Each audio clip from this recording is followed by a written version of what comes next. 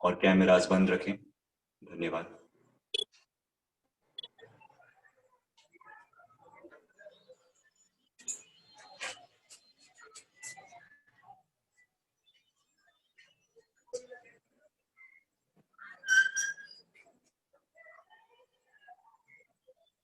नमस्कार, आदाब, सत श्री अकाल, good evening and a very warm welcome to everyone. रंगमंच की बार आपका तहे दिल से स्वागत करते हैं।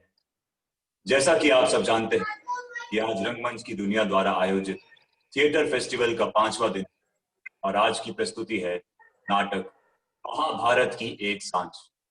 यह नाटक भारत भूषण अप्रियो द्वारा लिखा गया है और निर्देशक हैं रंगमंच की दुनिया के डायरेक्टर जितेंद्र चोइथानी। यह नाटक महाभारत के 18वें दिन पर आधारित है, जहां युद्ध बस खत्म होने वाला है और कौरवों की सारी सेना परास्त हो चुकी है। केवल दुर्योधन जीवित है और वह द्वैतवन के जलाशय के जल स्तंभ में जाकर छुप बैठा है। ये सब संजय अपनी दिव्य दृष्टि से देखकर महाराज धृतराष्ट्र को बता रहे हैं। नाटक की अवधि 40 मिनट होगी। आप सबसे अनुरोध है, बेहतर अनुभव के लिए नाटक को गैलरी मोड में देखें और नाटक के दौरान अपने माइक और कैमरा बंद रखें। तो शुरू करते हैं नाटक महाभारत की एक सांझ।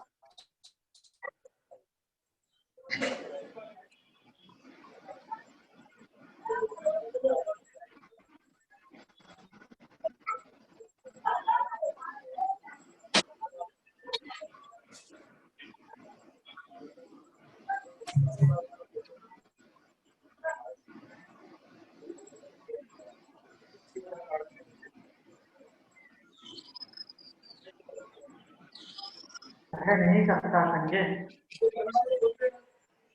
ये पापों का ये परिणाम है। इसकी भूल थी, इसका ये फल हमें मिला। संजय, क्या पुत्र करना अपराध है?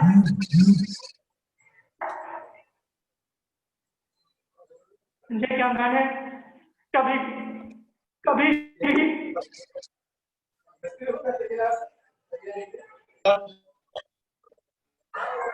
जो हो चुका तो करना व्यर्थ है।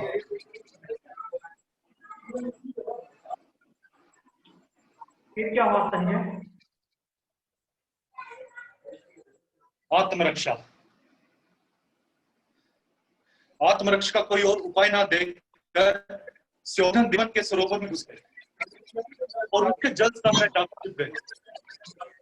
पर ना जाने उन पांडवों को इसकी सूचना कैसे मिल गई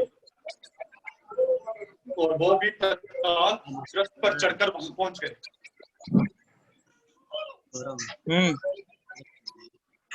क्या लोगों नंबर उसमें?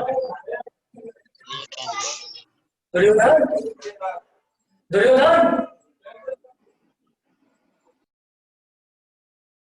दुर्योधन कहाँ छिपा हुआ बैठा है? बाहर निकल, आज तो बच नहीं सकता किसी प्रकार। दुर्योधन, अरे ओ दुर्योधन, तेरी मृत्यु आज निश्चित है। दुर्योधन,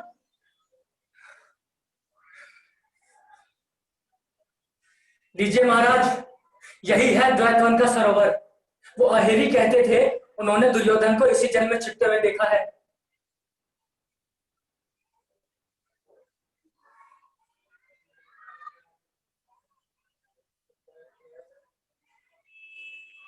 अरे ओ दुर्योधन,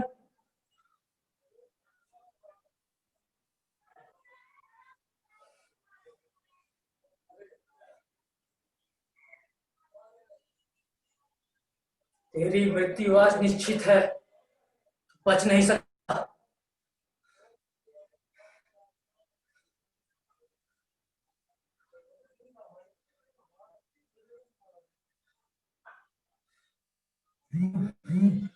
महाराज,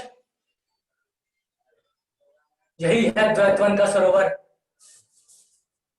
उन अहेरियों ने हमें बताया था कि दुर्योधन इसी जल में छिपा बैठा है, कायरों के भांति।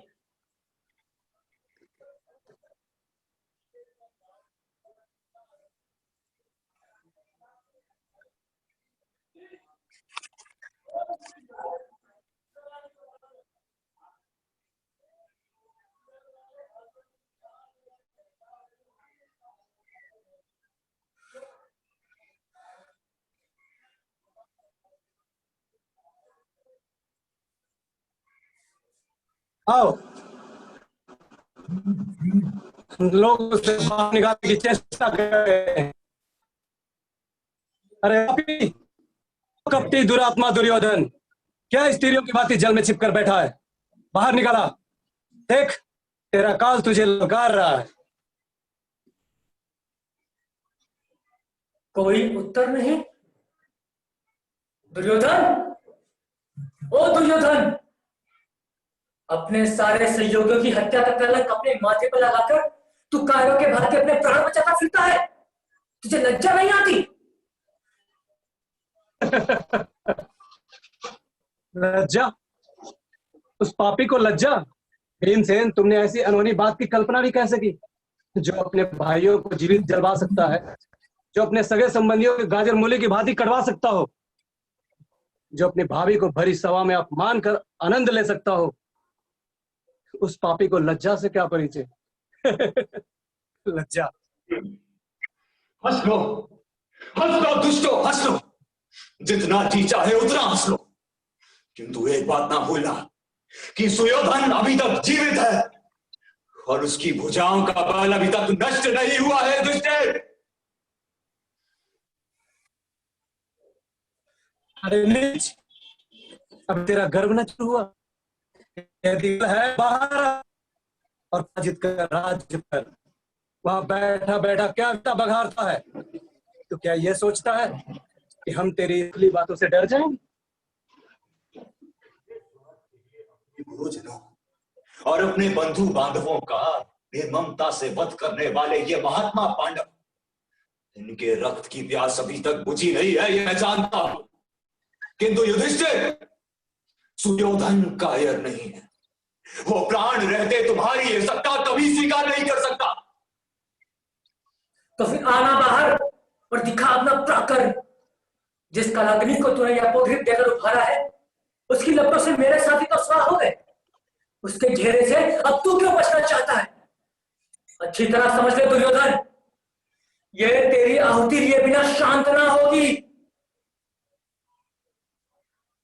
जानता हूं युधिष्ठिर, भली भांति जानता हूं, किंतु तुम पुनः एक बार सोच लो, क्योंकि मैं थक कर चूर हो चुका हूं। मेरी सारी सेना तितर बितर हो चुकी है, मेरे सारे सगे संबंधी मारे जा चुके हैं, मेरा कवच फट चुका है, मेरे शस्त्रास्त्र चूक गए हैं। युधिष्ठिर, मुझे थोड़ा और समय चाहिए। और क्या भूल गए? मैंने, सुयोधन ने तुम्हें 13 वर्ष का समय दिया था। हाँ? 13 वर्ष का समय दिया था? अरे तुमने तो हमें वनवास दिया था, यह सोचकर कि 13 वर्ष वन में रहकर हमारे उत्साह ठंडा पड़ जाए, हमारी शक्ति छीन हो जाएगी, हमारे सहयोगी बिखर जाएंगे और तुम अनायास ही हम पर विजय प्राप्त कर सकोगे। तो फिर अब इतनी आत्म प्रवंचना क्यों? किंतु युधिष्ठिर, तुम तो धर्मराज कहलाते हो ना, तुम्हारा दम्भ है कि तुम कभी अधर्म नहीं करते।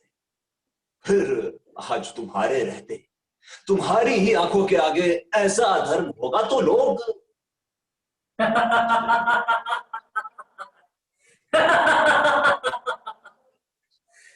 तुम्हारी इस स्थिति पर मुझे दया आती है दुर्योधन। तो अब तुम्हें धर्म का स्मरण हो रहा है। सत्य है कि कायर और पराजित ही अंत में धर्म का स्मरण कर लेते हैं। पामर, तब ये तेरा धर्म कहाँ चला गया था, जब एक निहत्थे बालक को 7 महारथियों ने एक साथ मिलकर मारा था, जब आधा राज्य तो दूर सुई के नोक के बराबर भूमि देना तुझे अनुचित लगा था। अपने अधर्म से इस पुण्य लोग भारत भूमि में धर्म की ज्वाला धधकाकर तो धर्म की दुहाई था। धिक्कार है इस ज्ञान को, धिक्कार है तेरी इस वीरता को। सहज है युधिष्ठिर, एक निहत्थे और थके हुए व्यक्ति को घेर कर उसे वीरता और धर्म का उपदेश देना सहज है, किंतु मैं माफी चाहूंगा कि इसके लिए मैं तुम्हारी प्रशंसा नहीं कर सकता। और मैं सच ही तो कहता हूं तुमसे कि इस नर हत्याकांड से मुझे विरक्ति हो गई। इस रक्त रंजित सिंहासन पर बैठकर राज करने की मेरी अब कोई इच्छा नहीं। हाँ हाँ, अगर तुम चाहो तो निश्चिंत मन से जाकर राज भोग सकते। सुयोधन को इससे अब कोई आपत्ति नहीं।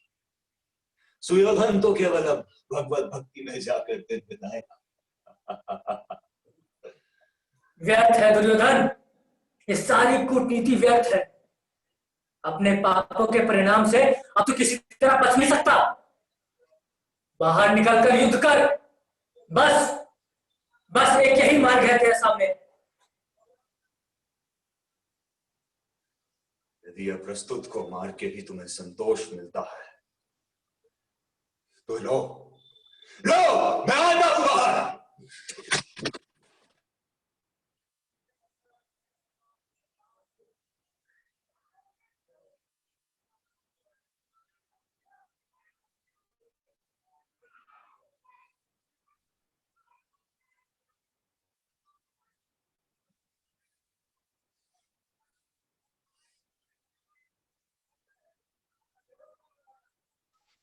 बोलो युधिष्ठिर, कहो।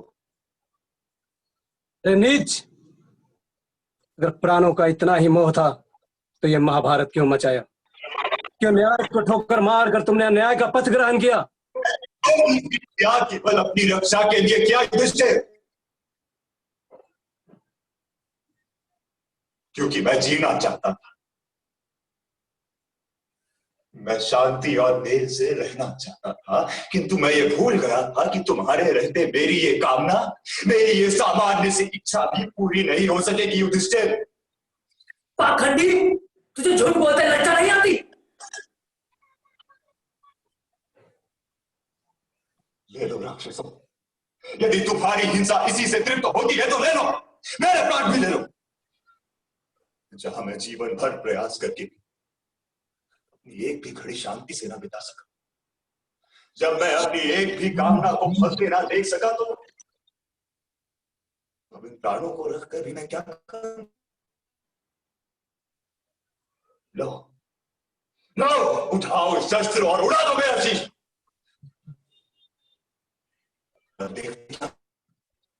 सुयोधन तुम्हारे सामने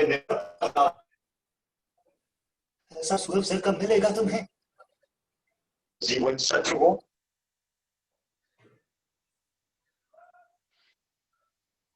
पहले वीरता का दम और अंत में करुणा की दया, यही कायरों का नियम है। परंतु सुयोधन, हम तुम पे दया करके तुम्हें छोड़ेंगे भी नहीं, और तुम्हारी तरह तुम्हारा वध करके वधिक भी न कहलाएंगे। हम तुम्हें अस्त्र और कवच देंगे, तुम जिस अस्त्र से लड़ना चाहो बता दो। हम में से केवल एक व्यक्ति तुम्हारे साथ युद्ध करेगा, और यदि तुम जीत गए तो सारा राज्य तुम्हारा। बोलो, ये तो अधर्म नहीं है, स्वीकार है? इस दुराचारी के साथ ऐसा व्यवहार करना बिल्कुल अनावश्यक है भ्राताश्री।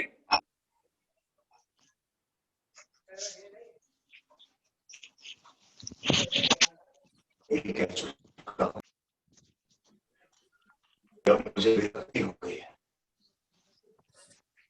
मेरी समझ में आ गया है कि प्राणों की तृप्ति की चेष्टा व्यर्थ है। विफलता के इस मरुस्थल में अब यदि एक बूंद आएगी भी तो वो सूख कर खो जाएगी। किंतु यदि तुम्हें इसी में संतोष हो कि तुम्हारी महत्वाकांक्षा मेरी मृत्यु पर ही अपना जयस्तंभ उठाए, तो वही सही, वही उचित है। और ये भी एक प्रकार से अच्छा ही होगा। जिन लोगों ने मेरे लिए निर्धारों का बलिदान दिया, उन्हें कम से कम अपना मुंह तो देखा। हाँ हाँ, जय युधिष्ठिर, ठीक है। तुम मुझे एक गदा दे दो, और फिर मैं तुम्हें दिखाता हूं अपना पौरुष और पराक्रम।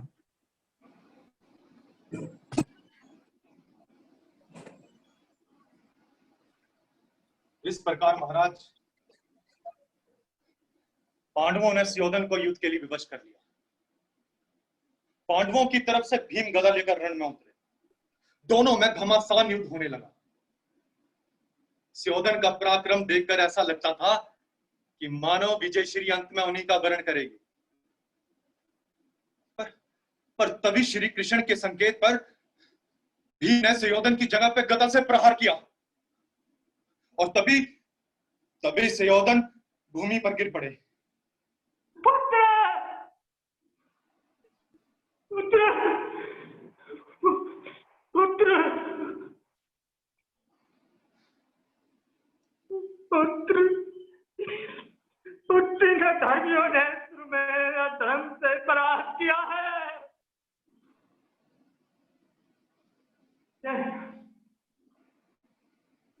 ने उसका किसने कहा ऐसा नहीं सह सकता सचे, मैं नहीं सह सकता।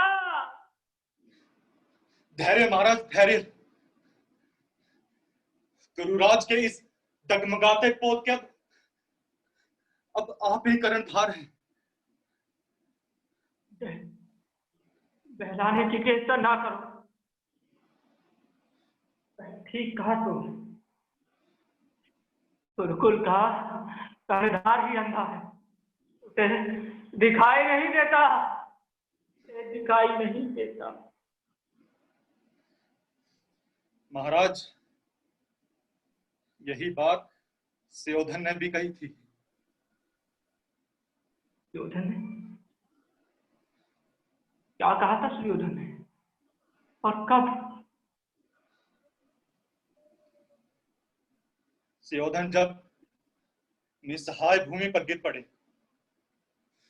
पांडव जय ध्वनि बजाते हुए अपने शिविर की ओर लौट गए।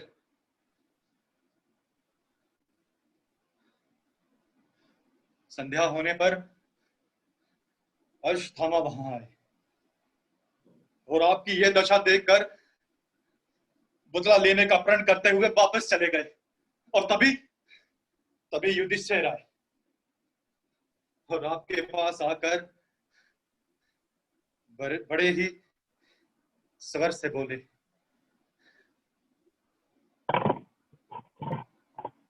दुर्योधन, दुर्योधन, आंखें खोलो भाई।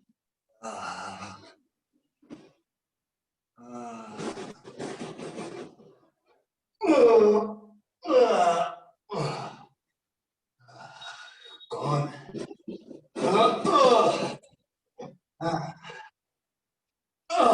युधिष्ठिर, तुम आए हो? क्यों आए हो? क्या चाहते हो तुम राज्य चाहते थे, दिया। तुम युद्ध चाहते थे, हुआ। तुम मेरे प्राण चाहते थे, ये भी मैंने तुम्हें दे दिए। अब क्या लेने आए हो? अब मेरे पास ऐसा कौन सा धन, ऐसी कौन सी दौलत है जिसके प्रति तुम्हें ईर्ष्या हो? जाओ जाओ, चले जाओ यहां से। मेरे जीवन रहते तुमने मुझे एक भी पल शांति से नहीं जीने दिया। अब मुझे शांति से मर तो जाने दो।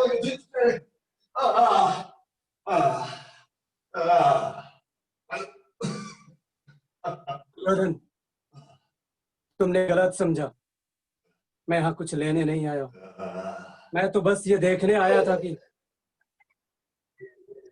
मैं किस तरह एक निसहाय और निर्बल पशु की भांति अपना दम तोड़ता हूँ। मेरी मृत्यु का पर्व मनाने आए हो युधिष्ठिर? मेरी आंखों का आलाप सुनने आए हो तो सुनो।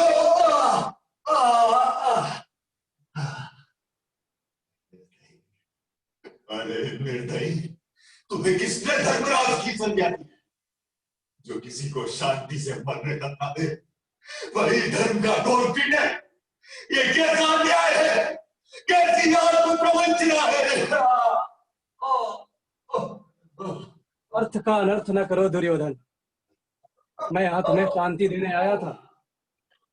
मुझे लगा हो सकता है तुम्हें पश्चाताप हो रहा हो, और यदि ऐसा है तो मैं तुम्हारी व्यथा को हल्का कर सकूं, इसी उद्देश्य से मैं आया था। अरे मिथ्याभिमानी, अभी तक हृदय का ढूंढ छोड़ा नहीं तुमने।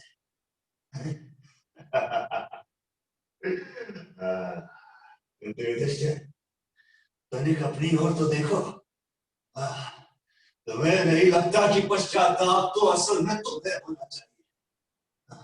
मैं क्यों पश्चाताप करूं? मैंने ऐसा कौन सा कार्य किया? मैंने अपने मन के भावों को गुप्त नहीं रखा, मैंने षड्यंत्र नहीं रचे, मैंने गुरुजनों का बंध नहीं किया। ये तुम क्या कह रहे हो दुर्योधन? सुयोधन नहीं, सुयोधन कहो, धर्मराज सुयोधन।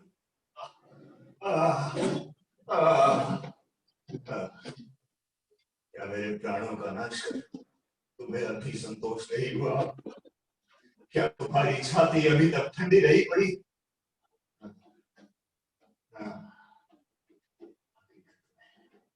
क्योंकि तुम विजेता अपने गुरुजनों और सगे संबंधियों की सोने की गंगा में नहाकर तुमने राजमुकुट हासिल किया। अब तुम इतिहास लिखवाओगे और उसका पूरा पूरा लाभ उठाने से भी क्यों चुका? सुयोधन को सदा के लिए ही दुर्योधन, उसके नाम को ही नहीं, उसकी देह और उसके पूरे कुल का सर्वनाश कर दोगे तुम।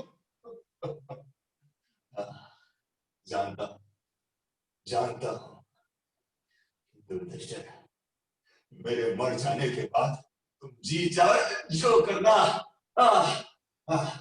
मैं तुम्हारे हाथ पकड़ने नहीं आऊंगा। किंतु इस समय, इस क्षण जब तुम्हारा सबसे बड़ा शत्रु मर रहा हो, उसे कम से कम इतना न्याय तो दो कि उसका मुझे अपमान न करो युधिष्ठिर।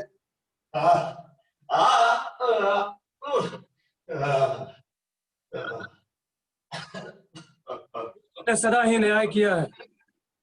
न्याय के लिए बड़े बड़े दुखों को उठाने से पीछे नहीं हटा है। अपने सगे संबंधियों के तड़प तड़प कर प्राण त्यागने का ये भीषण दृश्य, अबलाओं अनाथों का ये करुण चित्कार, किसी भी हृदय को लहरा देने के लिए पर्याप्त था। परंतु सुयोधन, मैंने सारे संहार के दृश्यों को शांत भाव से सह गया। जानते हो क्यों? क्योंकि मैं जानता हूं कि न्याय के पथ पर जो भी मिले सब स्वीकार्य है। मिथ्या अहंकार है। मैं तुम्हारी आत्म प्रशंसा नहीं सुन सकता। इसे तुम अपने भक्तों के लिए ही रहने दो। तुम्हारे वो भक्त, वो जो तुम्हें धर्मराज कहते हैं, वो जो तुम्हें विजेता कहते हैं, तुम अपने विजेता होने की टीम पा रहे हो युधिष्ठिर, तुम्हारो, किंतु न्याय धर्म की दुहाई तो मत दो। यदि स्वार्थ को न्याय का रूप देकर तुम्हें धर्मराज की उपाधि धारण करने में आनंद मिलता है तो मिले, किंतु मेरे लिए वो केवल आत्म प्रवंचना है और मैं उससे घृणा करता हूं युधिष्ठिर, घृणा करता हूं। स्वार्थ दुर्योधन, स्वार्थ। राज्य पर तुम्हारा रत्न भर अधिकार नहीं था, उसको पाने के लिए तुमने युद्ध ठाना। ये स्वार्थ का तांडव नृत्य नहीं तो और क्या? हालांकि किस न्याय से तुमने राजाधिकार की बात करी? कहो। अपने मन को टटोल कर देखो दुर्योधन, क्या तुम नहीं जानते कि पिता के राज्य पर पुत्र का अधिकार सर्वसम्मति होता है? इस प्रकार महाराज पांडु का राज्य मेरा हुआ या नहीं?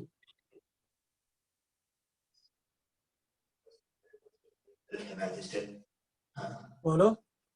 किंतु आज एक प्रश्न मैं तुमसे पूछता हूं कि जिस राज्य का तुम अधिकार चाहते थे वो तुम्हारे पिता के पास कैसे पहुंचा? हाँ? क्या जन्म अधिकार से? नहीं युधिष्ठिर, तुम्हारे पिता को उस राज्य संभालने का कार्य इसीलिए मिला क्योंकि मेरे पिता अंधे थे।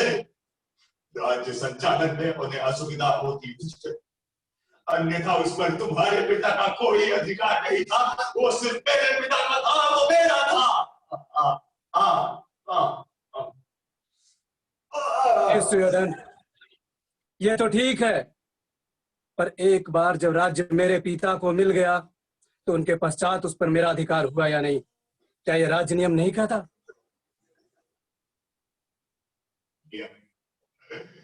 राज्य नियम की चिंता कब करी तुमने? यदि करी होती तो इस बात के समझने में क्या कठिनाई थी कि तुम्हारे पिता के उपरांत राज्य पर मूल अधिकार मेरे पिता का था। वो जिसे चाहते व्यवस्था के लिए सौंप सकते थे। बिल्कुल, पर यह केवल तुम्हारा निजी मत है। आज तक किसी ने भी इस तरह का कोई संदेह प्रकट नहीं किया।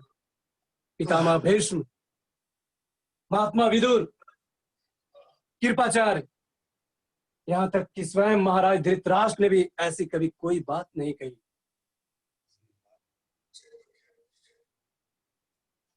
तथ्य तक पहुंचने की किसी ने भी चेष्टा नहीं की। एक अन्याय की प्रतिष्ठा के लिए इतना ध्वंस किया है और सब अंधों की भांति उसे स्वीकार करते गए। सबने मेरा हट ही देखा युधिष्ठिर, मेरे पक्ष का न्याय किसी ने ना देखा। उस दिन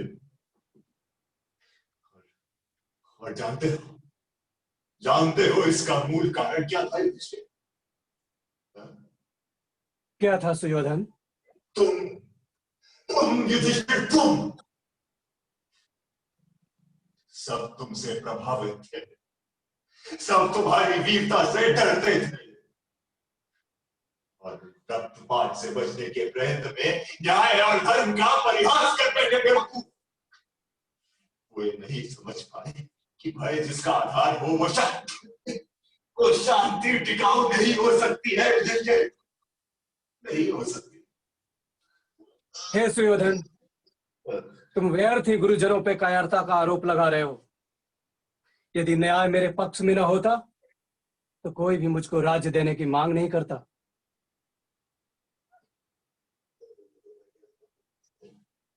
कि स्वार्थ ने तुम्हें अंधा बना दिया है, कि अपनी इस ईर्ष्या में तुम पागल हो गए हो। अन्यथा इतनी छोटी सी बात क्या तुम्हें दिखाई न पड़ जाती कि जितने धार्मिक और न्यायी व्यक्ति इस युद्ध में थे उन सब ने सुयोधन का साथ दिया। महात्मा विदुर, धृतराष्ट्र, इन सब ने युद्ध में मेरा साथ दिया। यदि न्याय तुम्हारी ओर था तो फिर क्या वो जानबूझकर मेरी ओर से लगे? यार जमाने थे इसके। आजा पीछे ऊपर को गई ना।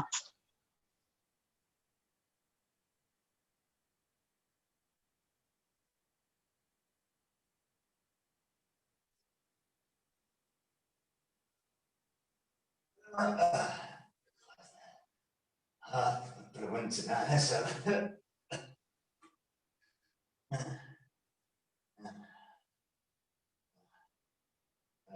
सुयोधन, मैं यहाँ तुम्हें सांत्वना देने आया था, विवाद करने नहीं। मैं तुम्हारी पीड़ा हर लेने आया था, क्योंकि तुम चाहे जो समझो पर मेरी इस बात का विश्वास करो कि मैं इस रक्तपात के लिए बिल्कुल भी तैयार न था। मेरी कदापि यह इच्छा न थी।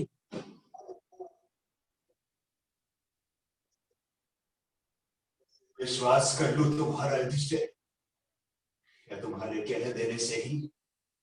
हाँ, किंतु तुम्हारे वचनों से भी सशक्त स्वर है तुम्हारे कर्मों का, तुम्हारे जीवन की गतिविधियों का। और वो पुकार पुकार कर कह रही है कि युधिष्ठिर शौर्य बन जाता था। कि युधिष्ठिर खून की होली खेलने के लिए सारे अवसर जुटा रहा था। भविष्य को भी तुम चाहो तो झुठला सकते हो युधिष्ठिर, किंतु सुयोधन को नहीं बहका सकते, क्योंकि उसने अपने बचपन से लेकर अब तक की एक एक घड़ी तुम्हारी महत्वाकांक्षा की टकराहट से बचाने में लगाई। तुम्हारी तैयारियों ने युधिष्ठिर उसे एक रात भी चैन से सोने नहीं दिया है, एक रात भी। सुयोधन, मुझे लगता है तुम अपना सुध-बुध खो बैठे हो। तुम प्रलाप कर रहे हो। भला ज्ञान में भी कोई ऐसी असंभाव्य बात कहता है? जो पांडव तुमसे तिरस्कृत होकर घर घर भीख मांगते फिरे, जो वन और जंगलों में धूल छानते फिरे, उनके संबंध में भला कौन ज्ञानी व्यक्ति तुम्हारे इस बात का विश्वास करेगा? बोलो।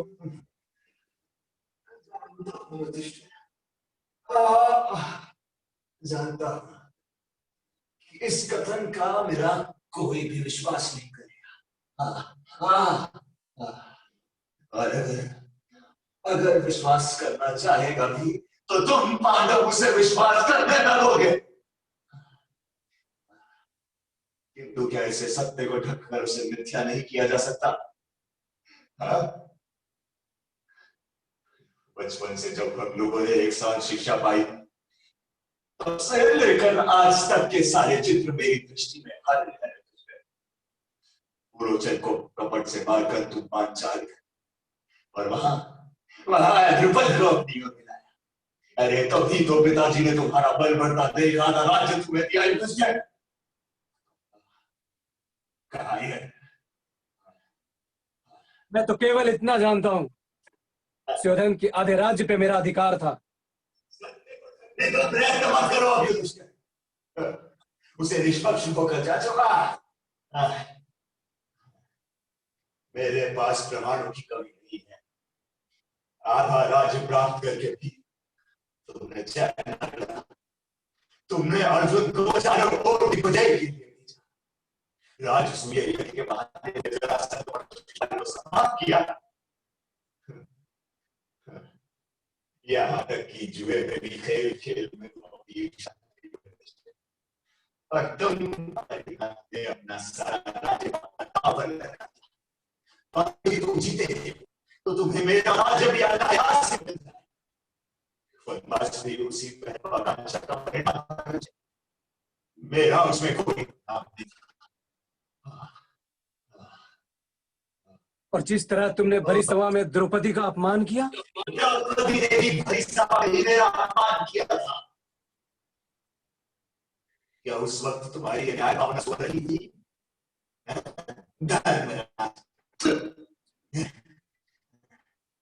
द्रौपदी को दांव पर लगाकर क्या तुमने उसका सम्मान करने की चेष्टा की? जिस वक्त द्रौपदी सभा में आई थी, उस वक्त वो द्रौपदी नहीं थी। वो केवल एक जुए में आई हुई दासी थी। ये कैसे विचित्र बात कर रहे हो सुयोधन?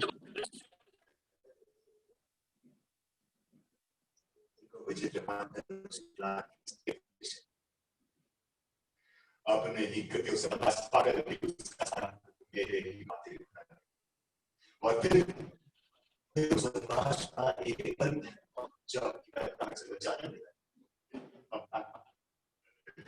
अर्जुन ने तपस्या द्वारा नए शस्त्र प्राप्त किए, संबंध बनाया और अभी पूर्ण हो गई। अभिमन्यु विवाह के बहाने सारे राजाओं को एकत्रित किया है। क्या इसका कुछ प्रयास करते हो?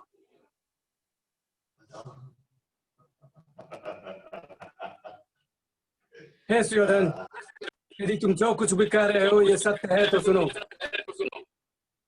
मेरा विश्वास करो कि तुमने प्रत्येक घटना के उल्टे अर्थ लगाए हैं, और जो नहीं हुआ उसे तुमने कल्पना के द्वारा गढ़ा है।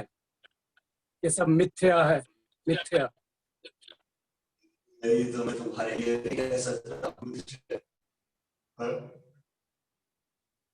क्योंकि अंतर्यामी भी जानते हैं कि मैंने कोई भी बुराई नहीं करना चाहा। मैंने एक बार अपनी रक्षा करनी चाहा। जब तुमने पढ़ाई किया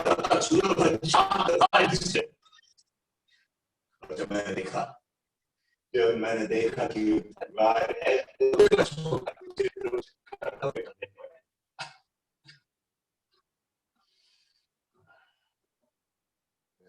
क्या अभिमन्यु वध भी विरोचित था? लेकिन बात तो विचार करोगे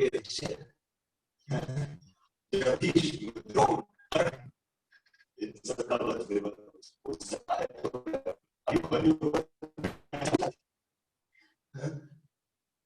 और फिर अजीब से ने जिस प्रकार पराजित किया है वही क्या विरोचित किया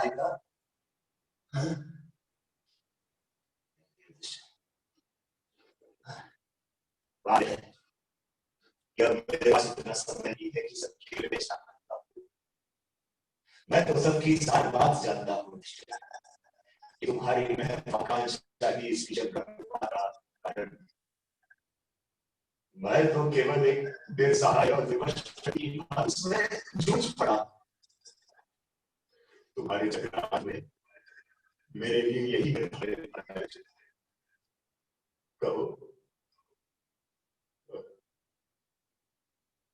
सुयोधन, मुझे लगता है तुम्हें भ्रांति हो गई है।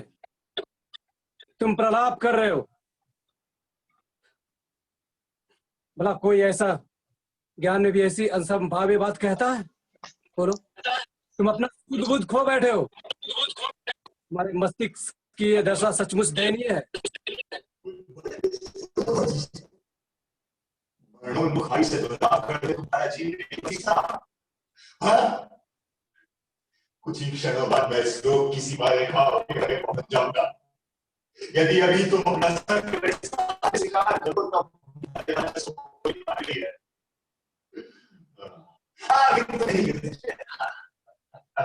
मैं तो भूल गया कि तुम तो की सूतल में प्रसन्न हो रहे हो।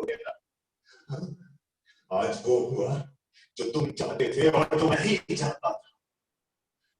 जाओ जाओ आकांक्षा को जाओ मुझे और से संबंधियों के शोध की गंगा हासिल करो। जाओ जाओ वो देखो वो सांझ पड़ रही है तुझे। सांझ पड़ रही है मेरे जीवन की और वो अंधेरा गिरा रहा है। उत्तेजित न हो सुयोधन। मुझे निकल नहीं वो बिहार जाए। जाओ चले जाओ मुझे मरने दो। जाओ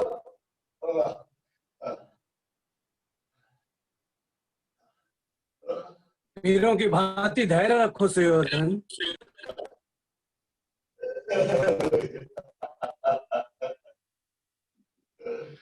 चिंता बस कुछ क्षण और फिर मैं सदा के लिए शांत हो जाऊं। तुम अपनी महत्वाकांक्षा को फलते फूलते देख सकोगे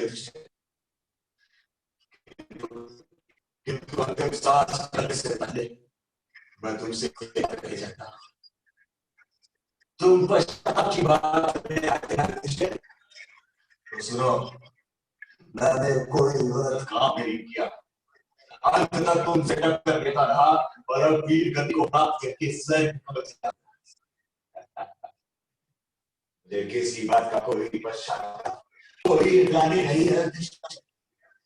कोई ग्लानि नहीं। बस एक दुख के साथ जाए गए। क्या सुयोधन?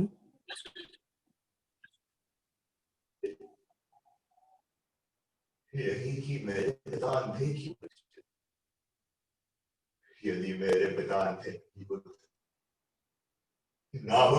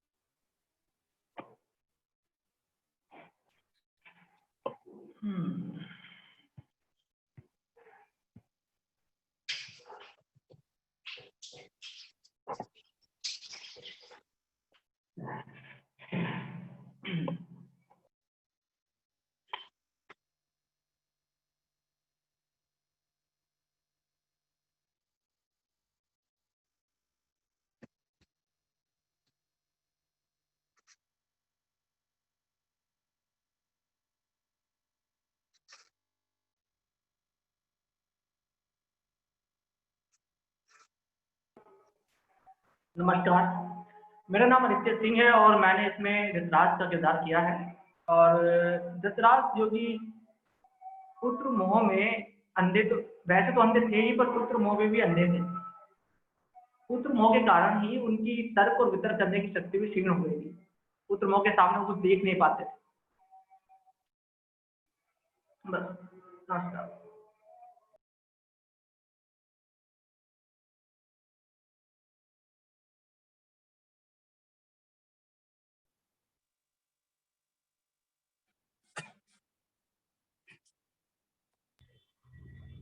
मैं चाहूंगा कि बाकी किरदार भी अपना पात्र परिचय स्वयं करें और बताएं कि वह क्यों इस नाटक के संदर्भ में अपने आप को इस पात्र से स्वयं से परिचित करवा पाए। हेलो, मैं हूँ यश आर्य और मैं इसमें युधिष्ठिर का कैरेक्टर कर रहा था। जैसा कि हम लोग जानते हैं, युधिष्ठिर को धर्मराज के नाम से भी जाना जाता है, क्योंकि उन्होंने कभी अन्याय नहीं किया था, हमेशा न्याय के लिए जिए थे और वो हमेशा न्याय करते थे। उनके जीवन का लक्ष्य था सिर्फ न्याय करना, और इससे ज्यादा मैं उनके बारे में क्या कहूँ। Thank you.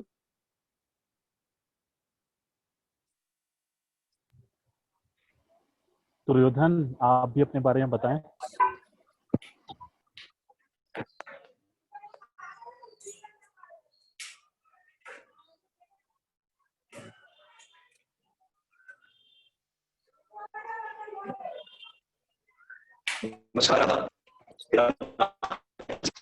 और आज के इस नाटक में मैंने सुयोधन का कैरेक्टर निभाया था। जैसा पांडवों के खिलाफ कौरव सेना को लीड किया था सुयोधन ने, और इस नाटक द्वारा जो भारत भूषण अग्रवाल ने लिखा है, हमें अलग पर्सपेक्टिव मिला सुयोधन को देखने का, इस पूरे प्ले को देखने का, पूरी कहानी को देखने का, जो हम बचपन से सुनते देखते आ रहे हैं बहुत अन्य प्रकारों में। और काफी चीजें पता चली सुयोधन के बारे में कि, और एक लाइन मुझे इसमें काफी अच्छी लगती है जो सुयोधन युधिष्ठिर को कहते हैं कि तुम विजेता हो और तुम अपनी मर्जी से अब आने वाले सारे इतिहास लिखवाओगे और सबको जो है भ्रम से लोप कर दोगे। और वैसा ही शायद आज की दुनिया में भी होता है। ये किसी रिलीजन या किसी स्पेसिफिक टाइम की कहानी नहीं है, ये हम किसी भी टाइम से, किसी भी संदर्भ से हम रिलेट कर सकते हैं। And thank you. भीमसेन। नमस्कार, मेरा नाम सावंत मौर्य है और मैंने इस प्ले में भीम का कैरेक्टर प्ले किया है। भीम का नाम सुनते ही हमारे दिमाग में एक बाहुबली का, एक महाबली, बाहुबली मतलब बहुत बलवान ऐसे व्यक्ति का ख्याल आ जाता है। और भीम सच में ऐसे थे भी, बहुत शक्तिशाली थे और अपने आगे वो किसी को कुछ समझते नहीं थे कि मतलब किसी को भी धूल चटा दी, किसी को भी खत्म कर दिया।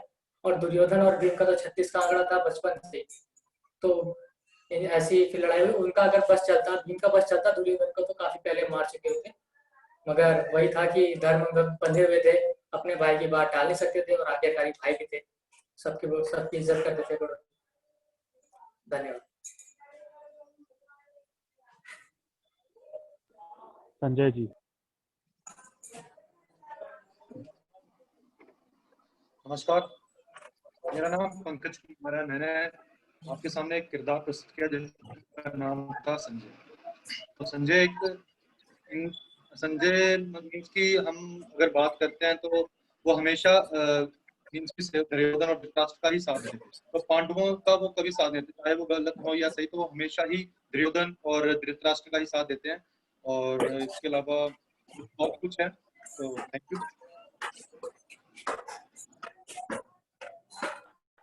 इससे पहले कि जो हमारी जनता है वो बोलना स्टार्ट करें, उससे पहले मैं नाटक के बारे में कुछ कहना चाहूँगा। ये नाटक आज के समय में भी बहुत प्रासंगिक है।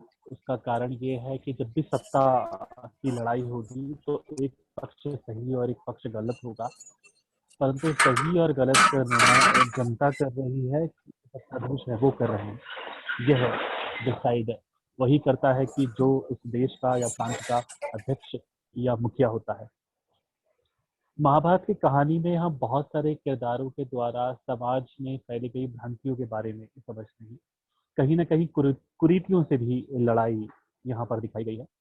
पहले के ज़माने से लेकर के आज के ज़माने तक जहाँ हम बहुविवाह की बात करते हैं, तो पुरुषों को तो पूर्ण रूप से आज़ादी थी, पर एक स्त्री एक से अधिक विवाह कर सके ये हमारे समाज को तब भी नागवार था, और आज भी ऐसे किसी प्रकरण पे हम हे दृष्टि से देखा करते हैं। दूसरी ओर जहाँ सुयोधन का किरदार है, जो पात्र है, शुरुआत से ही वह बहुत सारी दुविधाओं में उलझा रहा, क्योंकि क्या होता है कि जब हम बहुत दुखी हैं तो सबसे पहले हम किसके पास जाएंगे? अपने पेरेंट्स के पास। एंड देन इस केस में हम ये देखते हैं कि उसके पिताजी जो अपने बचपन से ही एक बहुत बड़ा दुख झेलते रहे कि राजा होते हुए भी उनको राजा का पद नहीं मिला था, उनके भाई को दिया गया था, क्योंकि इनके पास आंखें नहीं थी। सिर्फ आंखें ना होना, ब्लाइंड होना, क्या किसी की योग्यता के लिए बहुत बड़ी बाधा उत्पन्न कर सकता है? सुयोधन का बहुत ही शॉर्ट टेम्पर्ड होना और किसी भी बात पे लड़ाई मोल ले लेना, और उसके मन में भी यही बात थी कि मेरे पिता को राजा नहीं बनने दिया गया, मैं भी किसी ना किसी तरीके से राजा बनूंगा। परंतु एक इंसान और एक डेमी गॉड, हम अगर ग्रीक माइथोलॉजी की बात करें तो थॉर हमें दिखाई देते हैं, और बहुत सारे ऐसे कैरेक्टर्स हैं।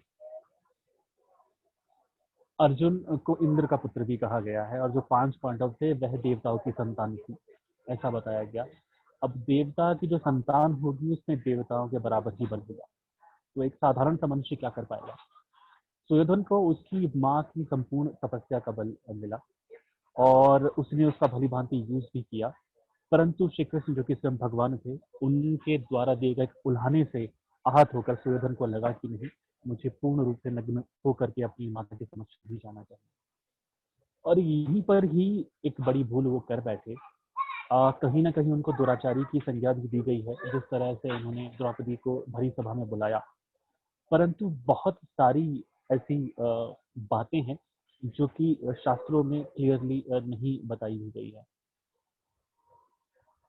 सो हमारी एक राइटर हैं, she is a PhD scholar in theatre.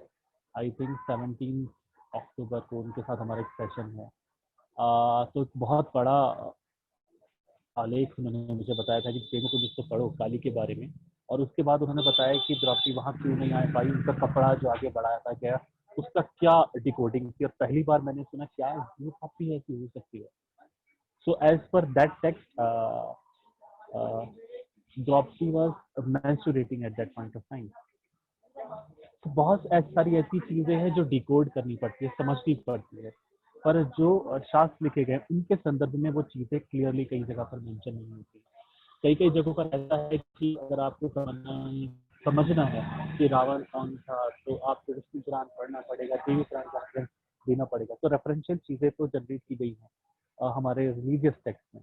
मैं हर चीज को माइथोलॉजी नहीं कह सकता, क्योंकि कहीं ना कहीं कुछ जगहों पर ऐसे कुछ साक्ष्य भी मिले हैं जहाँ पर कहा गया है कि नहीं, जो आप पढ़ते हैं, जिनको पूछते हैं, वह सत्य हो सकता है, परंतु सत्य हमेशा देश और काल के अनुरूप होता है। वैसे ही डिसीजन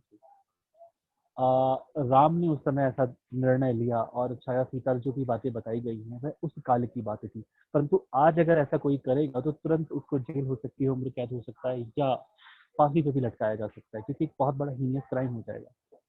आज के टाइम में आई डोंट नो कि हमारे PM भी अपनी वाइफ को लेकर के कोई ऐसा डिसीजन समाज के सोच के आधार पे करेंगे, वो नहीं करेंगे।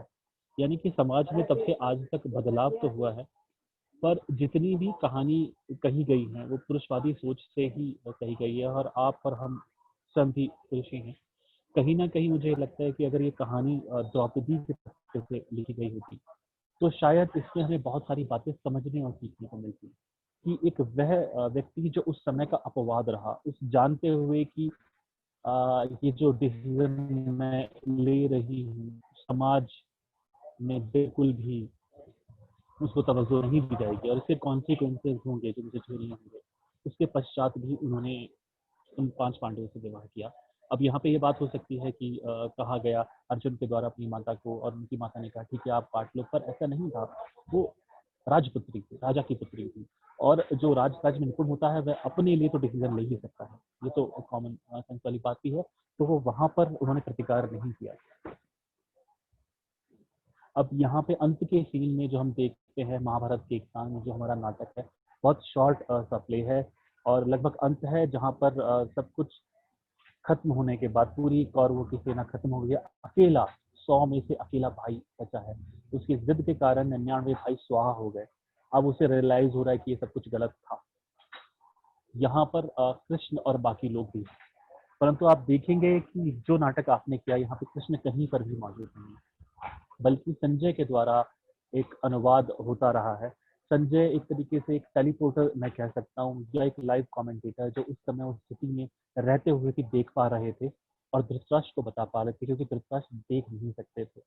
परंतु एक बात समझने की ये और है कि संजय नियुक्त किए गए थे कौरवों के राजा, जो सम्राट थे धृतराष्ट्र, तो उनका जो भी पर्सपेक्टिव आया होगा, यानी कि जो जिस तरीके से उन्होंने विचार लिखे होंगे वो श्री कृष्ण के आधार पे नहीं होंगे। उनकी जो संवेदनाएं होंगी वो सुयोधन के प्रति ज्यादा होंगी।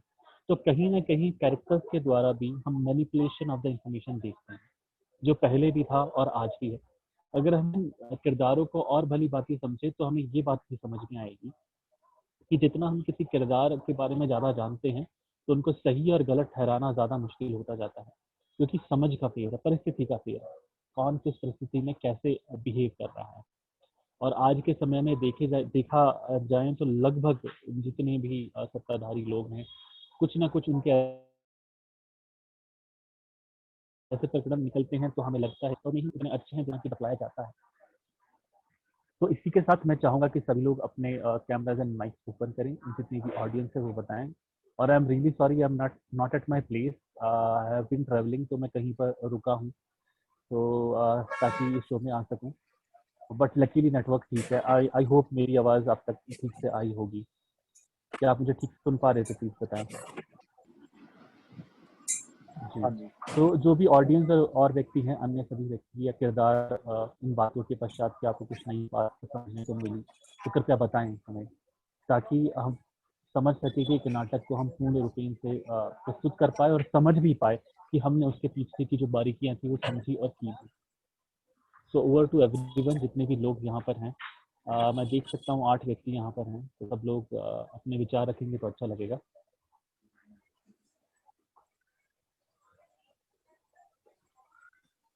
हाय, my name is Shivangi and मैं ये कहना चाहती हूँ कि I felt that you all did a great job, क्योंकि मुझे पूरे शो के थ्रू उस टाइम का ऑरा फील हो रहा था।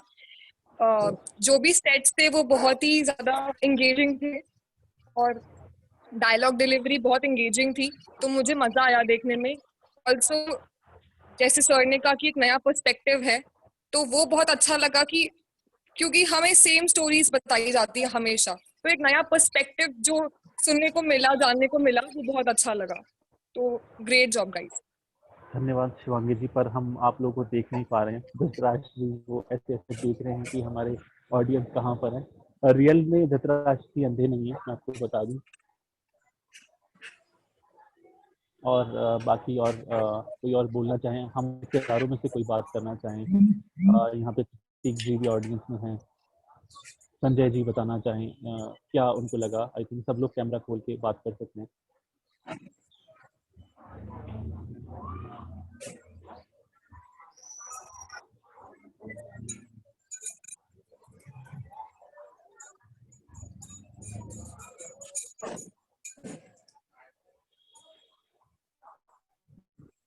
ठीक है, शायद लोग बात नहीं करना चाहते, तो अब इस नाटक को यहीं पर विराम देते हैं। यह नाटक आप लाइव भी देख पाएंगे कुछ समय के पश्चात। बहुत बहुत धन्यवाद रंगमंच की इस दुनिया की इस प्रस्तुति को देखने के लिए। 2 बातें जो मैं बताना चाहूँगा, वो पहली तो ये कि कोरोना के इस समय में कुछ ग्रुप्स बाहर आके परफॉर्म कर रहे हैं, बट हमारी कोशिश यही थी कि हम जो भी करें वह ऑनलाइन ही रहें। और दूसरी बात यह भी थी कि ऑनलाइन में नेटवर्क ना होने की वजह से या किसी किरदार की अगर लाइन आप तक नहीं पहुंच पाई है तो कृपया आप उस बिना पर उनको जज ना कीजिएगा। रिहर्सल्स मैंने देखा लगभग सबने नाटक को संभालने में, करने में बहुत मेहनत की है और लगभग बहुत कम समय में यह नाटक तैयार हुआ है। और टीम की मुकाबले इतना जितना इनपुट और लोगों को दिया गया उससे बहुत कम इनपुट में लोगों ने मेहनत की और समझने की भी कोशिश की है। मैं चाहूँगा कि ऐसे नाटकों के द्वारा समाज की कुछ कुरीतियों को दूर किया जा सके। आशा है आपको अच्छा लगा होगा। कृपया अपना फीडबैक हमें लिख करके या फ़ोन के द्वारा ज़रूर बताइएगा। बहुत बहुत धन्यवाद आपका हमारे आज के शो में जुड़ने के लिए। चलिए, शुक्रिया।